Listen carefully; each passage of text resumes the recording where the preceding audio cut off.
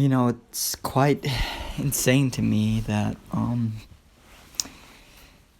over the past 10 years, maybe even past 15, 20 years for certain, um, there's been a seismic shift within the left, within the sort of wider liberal portion of American politics, in the Democratic Party, in academia.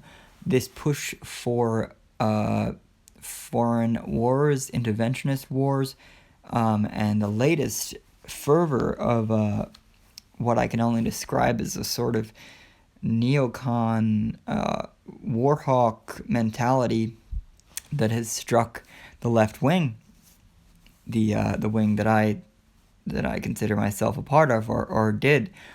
I certainly don't consider myself on the right, but has been this situation in Syria.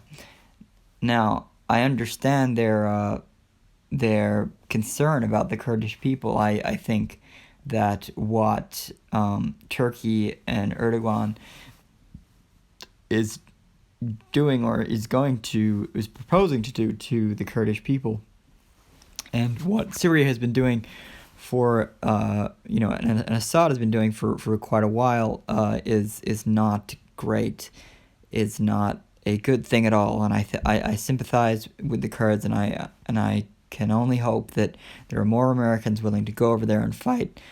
But to sit there as a leftist, as someone who is supposedly humanitarian, anti-war, and ostensibly cares about the people, their neighbors, the social welfare of their countrymen, whatever you want to call it, but more so of the fabric of our democratic society. Now, of course, I see if I'm gonna shill for war anywhere, it's gonna be to protect a distinct people, an ethnic minority of people who are facing ethnic cleansing in their country.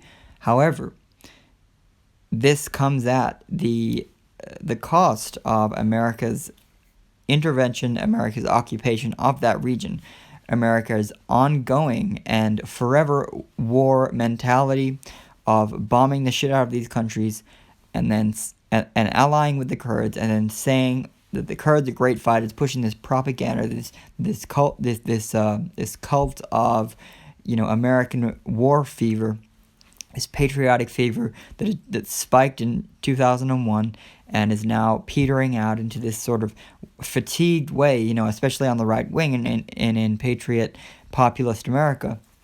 And now it seems to be reinvigorated on the left, and it's just really strange to me that people are vying for war, and they are vying for Trump to reinstate troops. There is such an outcry for the few troops that he did reallocate. Might I add, didn't even take out, reallocated, moved them up to West Syria. And now some of them have even gone back into the region they came from. This minor thing. It's so clear that, sure, I'm sure that there are legitimate leftists who care about the welfare of the Kurdish people, but it just seems to me that an outcry over Trump, an outcry over his actions of pulling out troops, which is what we've been petitioning for forever, it seems like we should be forever doing this, is to get out of wars, is get out of other countries, stop occupying other countries, and trying to control the world, and being a world, homogenous, a world heterodox. We should stop our occupation of every country. But it seems with these people that it's not about that. It's about their wish to malign Trump. And as bad as he is, and as bad as certain things I disagree with him, his getting the U.S. out of wars is something that I stand behind 110%. And if leftists really do care about the welfare of the Kurds, then fine. Your criticism of Trump is fine by me, but it seems like this feverish sort of almost maniacal, this almost religious fervor, this what would you call it? Heretical sense that I get of certain people, and a large swath of sort of liberal democratic types, soc dem types. I get the feeling that this is just to make a point, to further an agenda, which is fine. I'm all about propaganda, but let's not deceive ourselves into believing that we want war in the Middle East. We want to support war in the Middle East, that we want to lose more lives, that we want to spend more money, that we want to defend anything but what really it comes down to is Israel. That's what it is. It's not protecting the Kurds per se, it is protecting Israel.